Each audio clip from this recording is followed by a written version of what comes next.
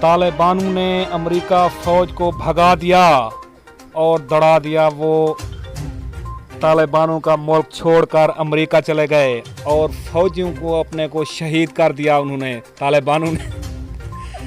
नई नई breaking news है।